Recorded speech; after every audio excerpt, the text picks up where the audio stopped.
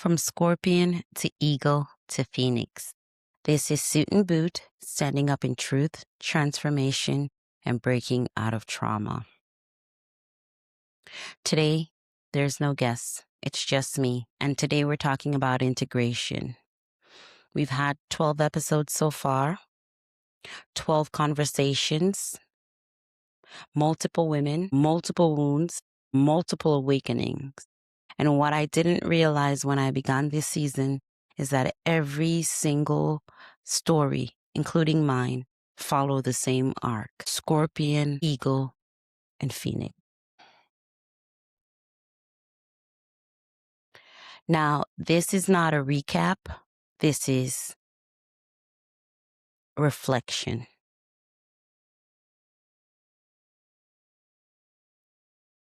So all the multiple guests that we have, I definitely realized that we had some phenomenal women, but we had phenomenal women, right? And before I go any further, before I talk about this recap and everything, I want to begin to thank someone who anchored this entire season, Gianni Adamo. Now, Gianni was not just a guest. She was here in episode 1, the first episode, the anchoring episode. And she did just that.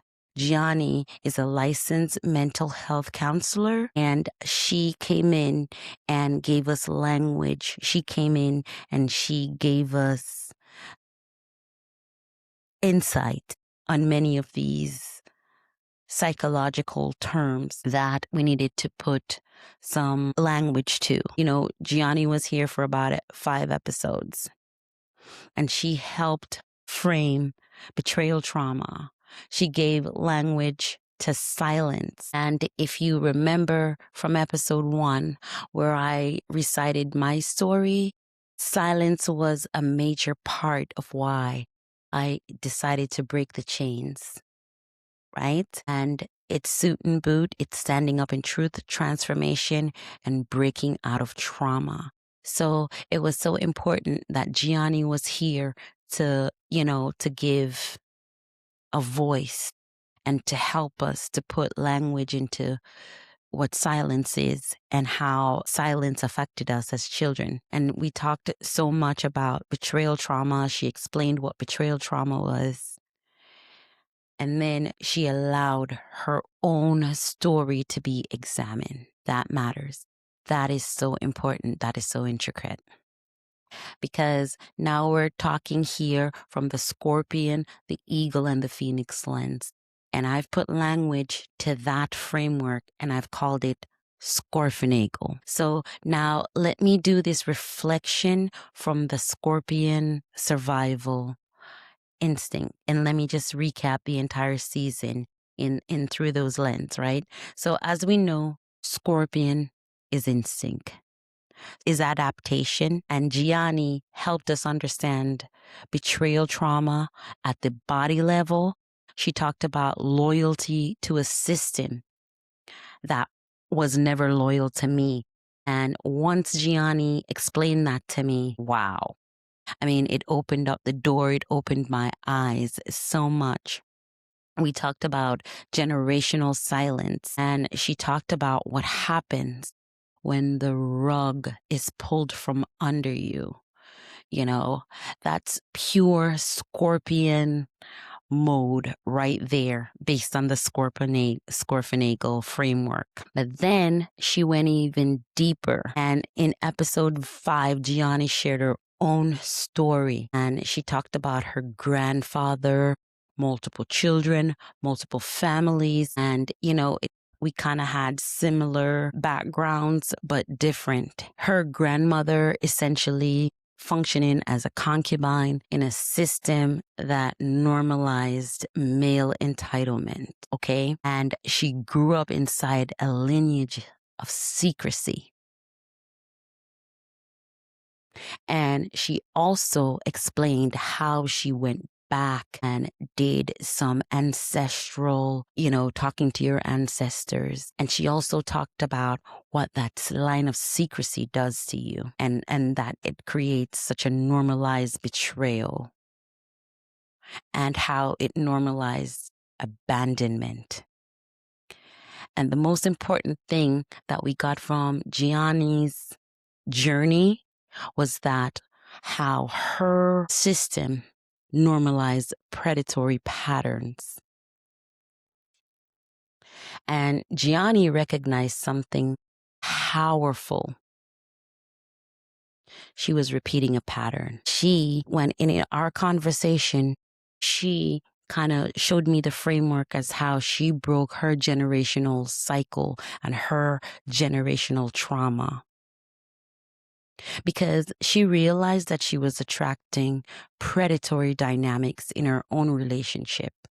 That was pure Scorpion. And the reason why she was doing and attracting these predatory relationships was that she was repeating the patterns of her grandmother, repeating certain patterns, generational patterns. And she wasn't repeating these because she was weak.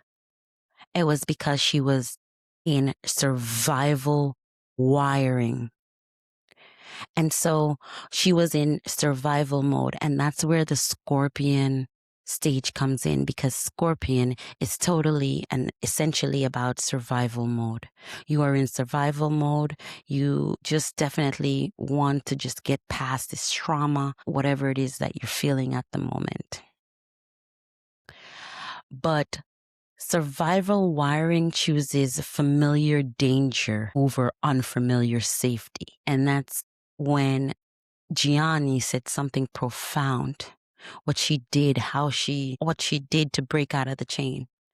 She wrote letters to her grandfather, not to excuse him, but to understand the lineage. That is survival. Becoming awareness. Now, we had some other wonderful guests, and in episode 2, we talked to Darlee Rodriguez, and Darlee's story was just a total different than Gianni's story and my story. And even though we were breaking generational trauma, it shows how we can have different structures, we can have different lineage, we can have different upbringings, but still need to break some of those traumas that we've been experiencing so that we can, recalibrate ourselves. Darlee Scorpion was structural. She was in a foster care system. She was a part of adoption, and she had the recalibration of identity over and over again. Who do I need to be in this house? Every time she went into a different household, she had to just do all that recalibration. And then she had to do so much adaptation, and it's a different adaptation than I had to do in a household, and survival is just different. It's whatever your body feels and how you have to deal with whatever you're going through, right? Now, what version of me survives here? That's what Darlee was consistently asking. And those are Scorpion questions at the nervous system level. And that's adaptation, as I said. It's not weakness. And we also had Susan Smallwood. She used her Scorpion like it was an armor. She went through abuse, military harassment, homelessness, and then wealth, luxury, control. But luxury was survival armor, and it was safety built externally. And so we have different women. So we have Gianni dealing with her Scorpion mode in a different way. We have Darlee dealing with her Scorpion mode in a different way. And then here we have Susan dealing with her story and her survival in a different way. And she built her own armor and her own safety system. Now, we got to episode 9 where we spoke with Jessica, and we talked about Jessica's Scorpion attachment and how we talked about her father wound and how, she was chosen or she was not chosen, and how she had been chasing this entire time. And that is attachment survival, basically. And, we saw how Jessica evolved there. And that is, again, as I said, survival attachment. And then we had another father wound that we really had to delve into so much more. It was a different type of father wound. It was a different type of abandonment when we got to Melissa's story and her scorpion performance. She prayed at 5, if I'm good, daddy will come home after the divorce, because no one explained to Melissa that, it wasn't her fault that daddy wasn't home after the divorce. Just as it was never explained to me when I met my brother at a certain age that he was not, that, I wasn't now the only child in the household and I wasn't my father's only child. Because if those little things are explained to you, it would make a big difference. But this entire household was built on silence, and it was built on things that children should be seen and not heard. And so in all those incorporation of those scorpion modes and those silence that we portrayed in those episodes, my experience resonated. There was me, the scapegoated child, the overfunctioning daughter, the people pleaser, knowing the answers. I overfunctioned for everyone. I was competent for everyone. I talked about my invisibility wound. I talked about how, when I was fixing everything for everyone, then no one saw the wounds because everyone thought I was competent and capable. Those were all scorpion functioning. Those were my scorpion mode coming out. And now let's do the eagle awareness in the Scorphenegle pattern. Now, eagle sees a pattern, and Gianni's eagle moment came when she recognized the predatory dynamic. She didn't just say, I chose wrong. She asked, what lineage am I repeating? That is eagle. Seeing generational trauma clearly, Darlee's eagle became advocacy. She created the charitable organization Stand For Us to give back to the children in the foster care system, the children that Darlee gave help and assistance to kids that she wished she had gotten when she was in her position.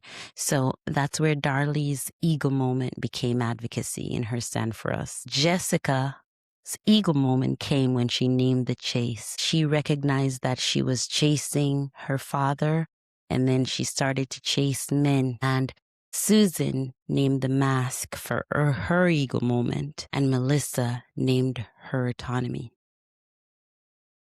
And again, I named my invisibility wound. The eagle mode destabilizes the illusion. And notice how I said I named my invisibility wound in my scorpion mode, and I also named it in my eagle mode. It is the realization that is happening. The invisibility wound was, when I was in eagle mode, was knowing that it existed. And the actions of the invisibility wound was in scorpion mode. Now, just naming it is not, it doesn't feel good. It's uncomfortable, but it's powerful, because once you are aware of something, then you can't go back. Now, when they got into the Phoenix moment, Gianni did something extraordinary. She didn't stay bitter. She did not stay in blame. She integrated. Gianni thanked her adversaries, not because betrayal was good, but because awareness freed her. That is her Phoenix moment. Darlee turned a fracture into a mission with her Stand For Us organization that she started. And Susan turned her collapse when she went to prison into ownership, and she created her caviar brand, Le Grand Caviar. Jessica turned her attachment into her autonomy. And Melissa turned her expectations into choice. And I turned fixing into boundaries. Sometimes Phoenix is not a blazing fire, but a quiet power. The Phoenix is not about performance. It's about action, and it's about integration. Now, what did season 1 teach me? Season 1 taught me that Scorphenegle is observable. Now, we use the Scorphenegle in all the lens, and from all the stories that were told on season 1, they all arced in that same scorpion, eagle, phoenix dynamic. So, say, for example, it shows up in betrayal, like betrayal trauma, like Gianni and I discussed in my story. It shows up in the foster care system, like with Darlee's story. It also shows up in luxury, like in Susan's story. It shows up in attachment, like Jessica's and Melissa's story. And it also shows up in achievement, like in my story and in several of the guests' story. The women were achieving and some of them overachieving. Generational trauma, it showed up in predatory cycles. It showed up in invisibility wounds. And the basic and most important thing is survival got us here. Awareness showed us the pattern, and choice breaks the cycle. That's powerful. I watched Gianni embody that from counselor to storyteller to integrated woman.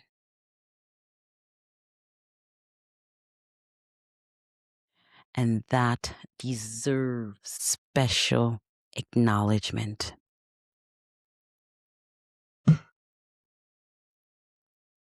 Gianni, thank you for your wisdom, for your vulnerability, for returning multiple times.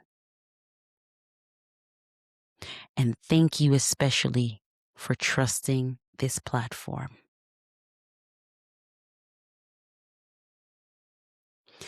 You stood with me. You stood by me. I thank you. And I thank you for standing up in truth and transformation with me specifically. And let me just go back and say this specifically. Suit and boot, standing up in truth and transformation was not easy. And let me just go and give you some behind the scenes, because there were moments I doubted even making this podcast. There were moments that I wondered if vulnerability was too much.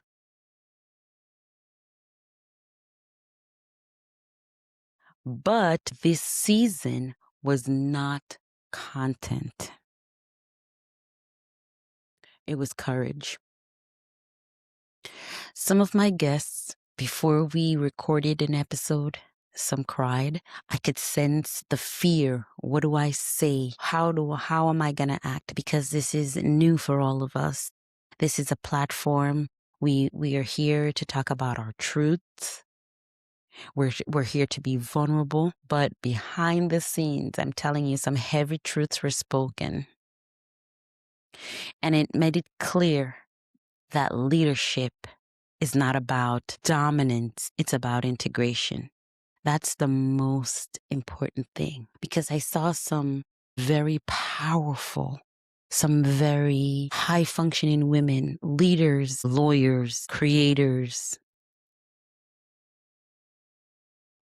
people that were, open nonprofit organization, that it showed me power can be quiet and soft. Now, in season 2, I invite you.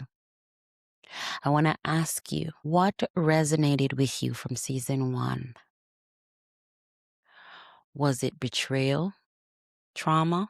Was it generational silence, predatory cycles, foster care, attachment wounds, burnout, invisibility? What will help you, Scorphenegle? What do you want to talk about? What do you want to hear? What topics do you want to discuss? Comment, like, and if you didn't watch all the episodes I made reference to, now is the time to catch up within the next 2 weeks that we are on a hiatus to get back to season 2. Make comments, watch, like, and tell me what you want to hear. Do you want to hear more about betrayal trauma? Do you want to hear how to get over it? Because season 2 will go deeper. It's going to be more embodiment. It's going to be more integration, more application.